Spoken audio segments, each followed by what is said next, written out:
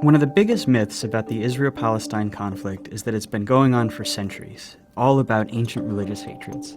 In fact, while religion is involved, conflict's mostly about two groups of people who claim the same land, and it really only goes back about a century to the early 1900s. Around then, the region along the eastern Mediterranean we now call Israel-Palestine, been under Ottoman rule for centuries, was religiously diverse, including mostly Muslims and Christians, also a small number of Jews who lived generally in peace. It was changing in two important ways. First, more people in the region were developing a sense of being not just ethnic Arabs, but Palestinians, a distinct national identity.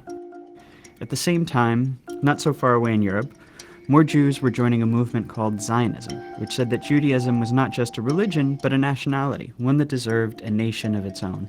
And after centuries of persecution, many believed a Jewish state was their only way of safety and saw their historic homeland in the Middle East as their best hope for establishing it. In the first decades of the 20th century, tens of thousands of European Jews moved there. After World War I, the Ottoman Empire collapsed, and British and French empires carved up the Middle East, the British taking control of a region it called the British Mandate for Palestine. At first, the British allowed Jewish immigration, but as more Jews arrived, settling into farming communities, tension between Jews and Arabs grew. Both sides committed acts of violence, and by the 1930s, the British began limiting Jewish immigration. In response, Jewish militias formed to fight both the local Arabs and to resist British rule. Then came the Holocaust, leading many more Jews to flee Europe for British Palestine and galvanizing much of the world in support of a Jewish state.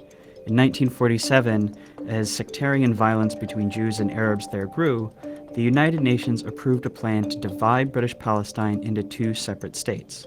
One for Jews, Israel, and one for Arabs, Palestine. The city of Jerusalem, where Jews, Muslims, and Christians all have holy sites, was to become a special international zone. The plan was meant to give Jews a state, to establish Palestinian independence, and to end the sectarian violence that the British could no longer control. The Jews accepted the plan, and they declared independence as Israel. But Arabs throughout the region saw the UN plan as just more European colonialism trying to steal their land. Many of the Arab states, who had just recently won independence themselves, declared war on Israel in an effort to establish a unified Arab Palestine where all of British Palestine had been. The new state of Israel won the war.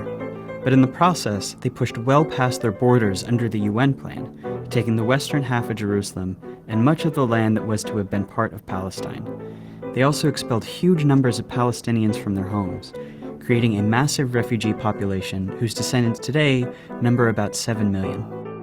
At the end of the war, Israel controlled all of the territory except for Gaza, which Egypt controlled, and the West Bank, named because it's west of the Jordan River, which Jordan controlled.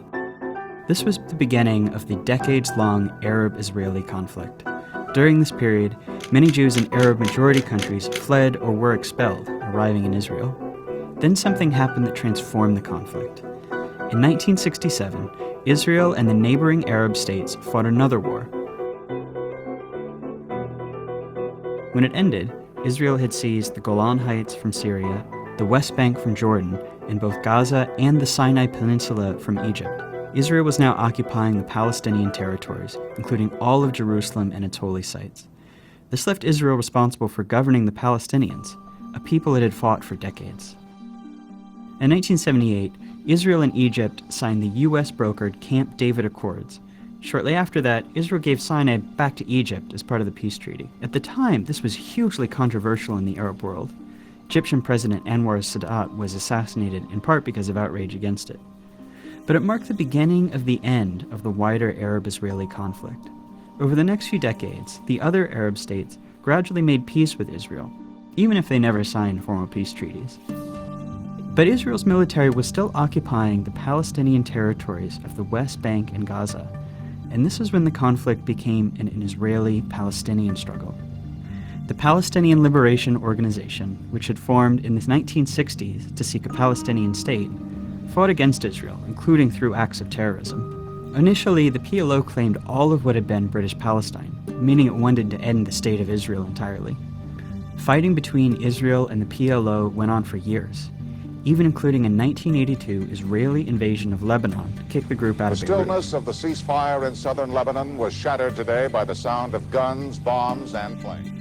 The PLO later said it would accept dividing the land between Israel and Palestine, but the conflict continued. As all of this was happening, something dramatic was changing in the Israel-occupied Palestinian territories. Israelis were moving in. These people are called settlers, and they made their homes in the West Bank and Gaza, whether Palestinians wanted them or not. Some moved for religious reasons, some because they want to claim the land for Israel, some just because housing is cheap, often subsidized by the Israeli government.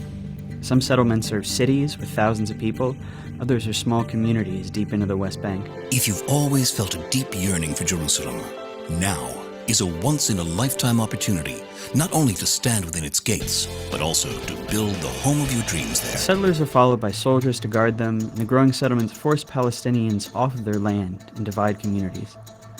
Short term, they make the occupation much more painful for Palestinians. Long term, by dividing up Palestinian land, they make it much more difficult for the Palestinians to ever have an independent state.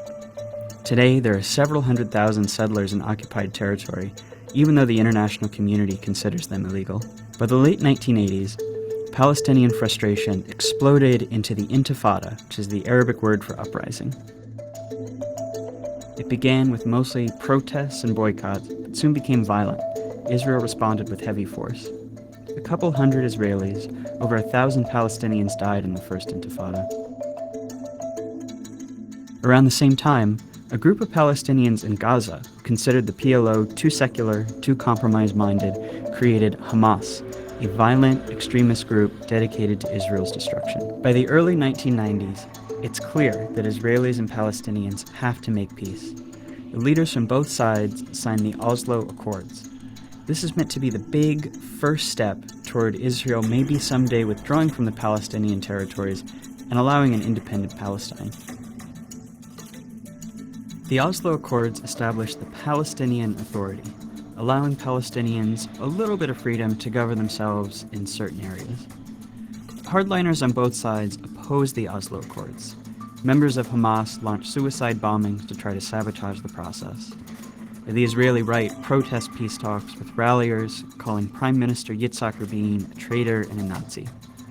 Not long after Rabin signs the second round of Oslo Accords, the far-right Israeli shoots him to death in Tel Aviv. This violence showed how extremists on both sides can use violence to derail peace, keep a permanent conflict going as they seek the other side's total destruction. That's a dynamic that's been around ever since. Negotiations meant to hammer out the final details on peace drag on for years, and a big Camp David summit in 2000 comes up empty. Palestinians come to believe peace isn't coming, rise up in a second intifada, this one much more violent than the first. By the time it wound down a few years later, about 1,000 Israelis and 3,200 Palestinians had died. The second intifada really changes the conflict.